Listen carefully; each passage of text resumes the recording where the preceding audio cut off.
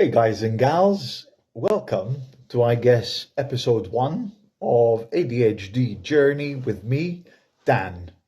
Because being wired differently isn't broken, it's just misunderstood. I will keep these little episodes short and sweet, because if I see a pigeon probably out the window, I'll get distracted. So we'll try and go step by step, but I'll keep them short and sweet, pun intended there. Right, let's crack on.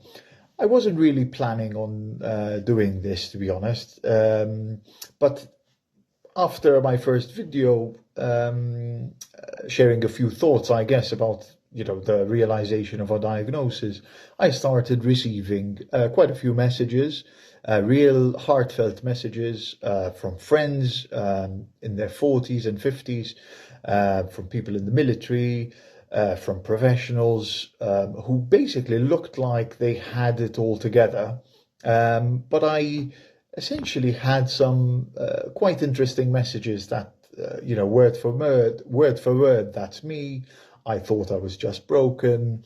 I've been treated for anxiety for years, all things that essentially I think people kind of resonated with them, or people that have actually been diagnosed. So I realized something. Maybe this conversation needs more normal voices, not influencers, not clinicians, just people who've lived with it. So I thought I'd share the conversation. So here we are, and I'm doing this because, if I'm honest, I've realized something about myself as well. I have a lot of energy, a lot of mental energy, and I need to put it somewhere. So for years, that energy felt quite chaotic, if you will, like it was turning inward, self-criticism, restlessness. But recently I've noticed that if I channel it outward into a conversation, into learning, to building something, it becomes this mega super focus, and the world is just clarity. It also becomes purpose, I guess. And for me, it's great to actually share it. So what actually is ADHD? Because most people don't really understand it, I feel. ADHD stands for Attention Deficit Hyperactivity Disorder. But I feel the name is a little bit misleading, because it's not a deficit of attention, it's a regulation difference. So it's essentially a neurodevelopmental disorder. That means that it's present from childhood, normally before 12, as I said last time. It affects how essentially the brain manages attention, impulse control, emotional regulation, motivation, executive function. And executive function is quite a big one, actually. That's essentially your internal management system, planning, starting tasks, finishing them, switching between tasks, managing time, regulating emotion. That's a big one for me, at least. I get really, really emotional. So when that system runs inconsistently, life feels a bit harder than it should. So I guess for me, growing up, I didn't think I had ADHD. I thought, why can I perform brilliantly in one environment, but struggle with simple things? I mean, literally, it's one or the other. Then I asked again, why can I handle chaos under pressure, but procrastinate so much on admin, for example? It's like my killer. Why does my brain never really switch off?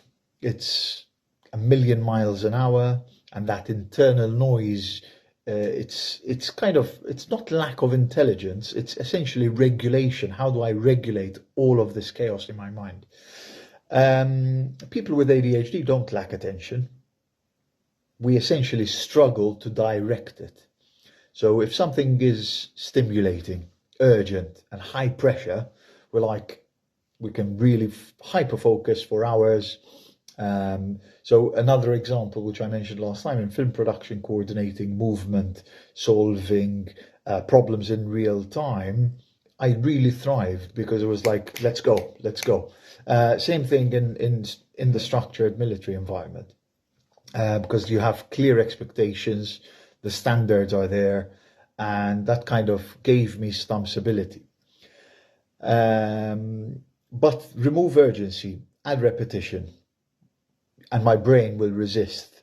Not because I don't care, but because dopamine essentially drives engagement.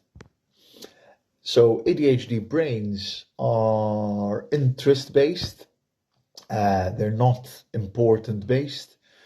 So that difference really, really matters, in my opinion, because, and here's something else. People don't really talk about this that enough. And for me, it is emotional regulation. So part of emotional regulation, you have rejection feels amplified, criticism lingers, failure hits harder than it should. So for me, at least for years, I overcompensated for that. I work harder, I have to push further, say yes more, and from the outside, it looks driven. Inside, however, it can be very, very exhausting. So let's clear up a myth.